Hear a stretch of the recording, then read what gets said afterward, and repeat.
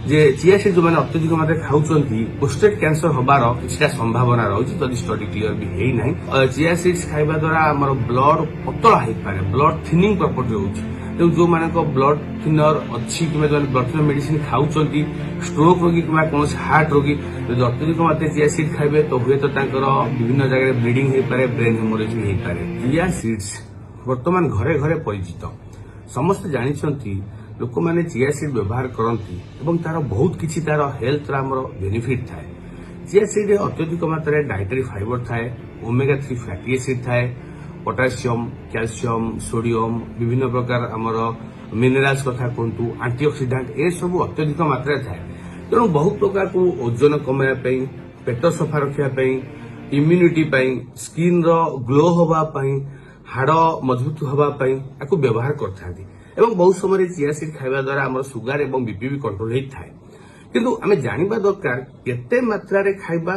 एवं केते खाइबा सेटा आम स्वास्थ्य पई भलो होई पारे। जदि मुझे सब थर कहे जदि आम सब जिनस अधिक खाइबा जेमति कुहा जाय एवरीथिंग एक्सेस इज बैड जदि आम अधिक खाइबा तो एटा आम स्वास्थ्य उपर खराब प्रभाव भी पकई पारे। जेमति आम बहुत समय देखु लोक मैंने अत्यधिक झड़िबा पई पतला पई दिन दिन चिया सीड्स खाउचंती ता पानी पिउचंती तो सेटा आमर देह पाई बहुत समय क्षतिकारक हो पारे। तेणु आम से गोटे रेकमेंडेड डोज करा जायछि साधारणतः युवक मानक पई चिया सीड आमर 20 रु 40 ग्राम खाइबा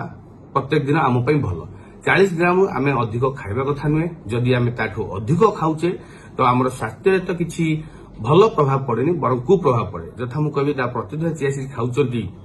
आपनकर पेट सफा हो पेट प्रोब्लेम बारी पारे अधिक कन्स्टिपेशन हो पारे पेट दर्ज हुए क्राम्प हुए भितर घोड़ा बिंधा टाइप हुए बहुत समय झाड़ा गला बेला आपको कष्ट भी अनुभव हो पारे। तेणु जो मान पेट समस्या अच्छी कि कौन इन्फ्लामेटरी बाउल डिजीज अच्छी कि कौन अल्सर्स रोग अच्छी तो से चिया सीड खाइबा कथा नुहे। द्वितीय जिनस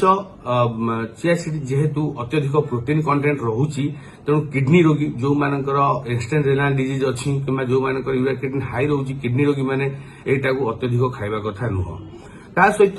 चिया सीड्स खाइबा द्वारा आमर ब्लड पतला हो पारे ब्लड थिनिंग प्रॉपर्टी होउची तेणु जो मानक ब्लड थिनर अच्छी कि ब्लड थिनर मेडिसिन खाऊं स्ट्रोक रोगी कि कौन हार्ट रोगी जब अत्यधिक मात्रा चिया सीड खाइबे तो हुए तो विभिन्न जगह ब्लीडिंग हो पारे ब्रेन हेमोरेज भी हो पारे। एवं चिया सीड खाइबा द्वारा विभिन्न जदि आप मेडिसिन खाउछन जथा जदि मु कहली चिया सीड खाइबा द्वारा बीपी एवं सुगार कमी पारे जदि आप बीपी एवं सुगार कमाइबा मेडिसिन खाउछन ता सहित अधिक चिया सीड खाइबे तो बीपी सुगार अत्यधिक भी कमी जाय पारे। एवं आम जानिछे ब्लड प्रेशर एवं सुगार गोटे जिनस जदि अधिक बढ़िला भी खराब जदि अधिक कमी गला भी खराब बहुत समय बीपी सुगार कमी आप बेहोश हो पाती फिट अटैक हो पारे सेंसलेस हो पारे विभिन्न प्रकार इमरजेंसी भी हो पारे। एवं रिसेंट गोटे तथ्य जना पड़ी जे चिया सीड जो मैंने अत्यधिक मात्रा खाऊं